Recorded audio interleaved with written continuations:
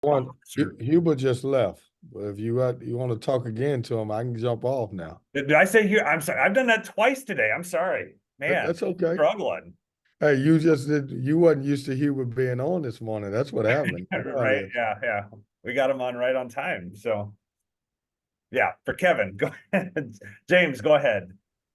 Hey, Kevin, hope you're doing well today. I wanted to ask you about your ball pressure. I know a lot of folks look at turnovers and all those things, and I know you mentioned it as a point as well, but it felt like against Georgia Tech, you really pushed the tempo and picked up the pace against them and maybe kind of had them uncomfortable. I don't know what their style is, but just is that something you focus on, just not is also pushing the pace? Yeah, you talking about James on the defensive end or Yeah, offensive? on the defensive end with your defensive ball pressure. Yeah, you know what?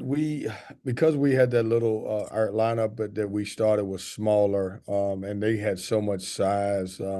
We felt like that we needed to pressure the ball and try to make a difference a little bit. Dongo was such a matchup for us because we're trying to, he's a guy who can score in that when you dump the ball off to him, and we wanted to try to, win the battle before they got in the half court and pressure the ball and make it tough on wing catches, and that was one of the reasons that we ramped it up a little bit. When you insert another guard, it gives you another guy who can pressure the ball and be able to deny the basketball and get into our pressures. Next question is Noah Fleischman. Go ahead. Good morning, Coach. Casey has shot more free throws this year than he has in any other year of his career. What do you think has led to kind of the uptick in getting to the line for him? Noah, I think one of his deals is, it's a blessing a little bit. He wasn't making shots a few games ago, and because the shot wasn't going in, we said, hey, let's figure out how to score other ways, and whether it's getting an offensive rebound, and he started taking the ball to the rim and getting to the free throw line, and I think he's found some type of positive out of the way because he didn't shoot the ball early a few games ago or well. And it's kind of helped our team because he's been very efficient when he can get into the paint and get to the free throw line. But he's probably been our best paint touch guy over the last 2 weeks. And then has that become an emphasis throughout the whole team of just driving the ball a little bit more, getting to the rim rather than trying to rely on threes falling?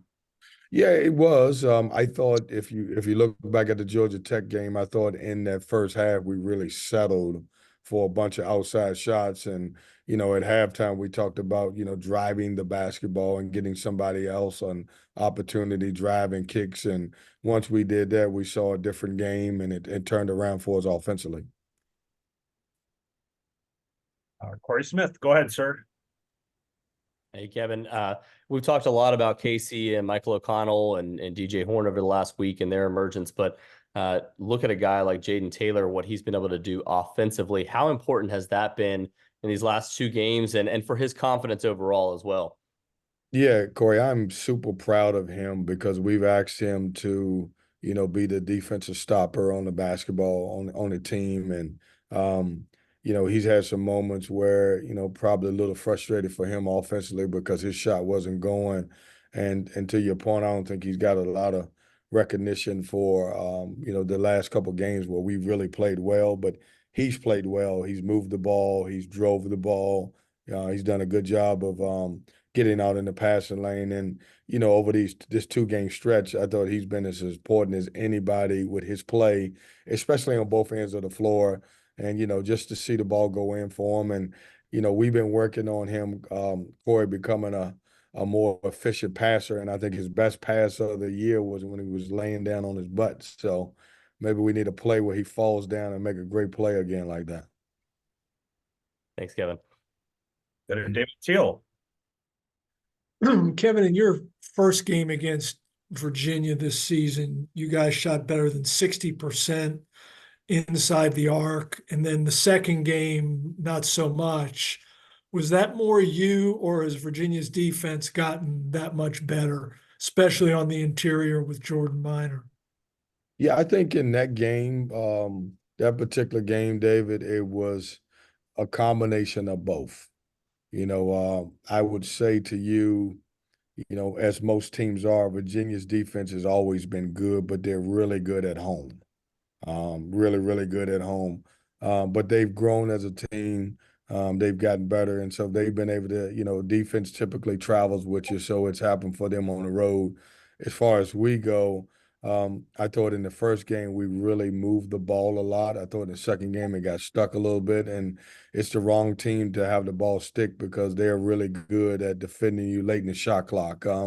But I think it's a combination of both. I think they've gotten better. I think they're really elite at home defensively, but they've taken some major steps on the as far as on the road defending. Go back to James Henderson. Yeah, Kevin, can you give us a quick scouting report of Pittsburgh?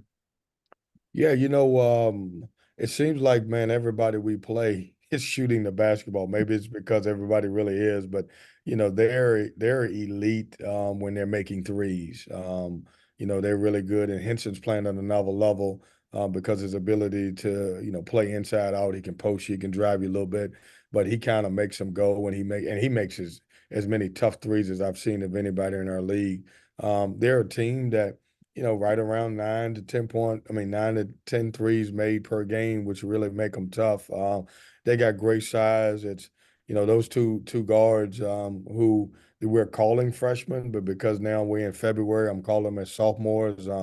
They've been really good, very aggressive and driving the basketball. But I think, he's done a good job. This team can defend you. They can sit down and guard you. They really rebound the basketball, and they're kind of playing really good basketball together. Thanks, Kevin. Go back to Noah Fleischman. This time last week, you called the losing streak kind of like a learning experience for the team. Over these last 2 games, have you kind of seen that, pay off, after going through that adversity? Yeah, what we try to do, Noah, is try to stay in the moment. You always, as coaches, you try to look at, what happened. Well, here's what happened. We didn't play particularly well at Syracuse, and you play Virginia where you don't play well in the first half, but it goes to overtime. The game can kind of go either way. But we just locked in and stayed the course, and it was good for us to get back home. We travel so much, and some home cooking and sleeping in your own bed, and we just got back to defending. That was one of the things I didn't think during that stretch that we really defended the ball like we needed to, or we defended like we needed to. And that was a constant thing with us, is being able to defend. And, we played a good Miami team, and defensively, we held them to a low percentage from three, which is probably the lowest on the entire year. And that's because our guys are locked in on the defensive end. All right, Kevin, last question will come from JC Zembel. Go ahead, JC. Sometimes I think when you guys go with the small ball lineup, you really want the other team to adjust to what you guys are doing. Have you always taken the approach that they need to adjust to you, or are there times where, a Blake Hinson type or Andrew Carr this week where like, okay, I might have to make some adjustments ourselves? No, I kind of disagree with you. It's kind of, hey, we were in those 2 games, we were going to start that lineup no matter what the other 2 teams did. And we try to, I wanted, after we had dropped a few games, we wanted something different. Of course, when you look at scouting, you're going to look and see, hey, who's the other team, what they have. But what we've done, JC, is try to figure out, who can give us the most on both ends of the floor. And the practices kind of determine which way we go. And, with Casey Morcell playing at small guard 4, it helped us the last couple of games, but that could completely change. I mean, Blake's a tough matchup, and it's a really good team, and Jeff's team's got a lot of size, and so it could be different. But we kind of haven't adjusted. It's kind of, I went with who has been playing well for us and what could give us the best opportunity to win.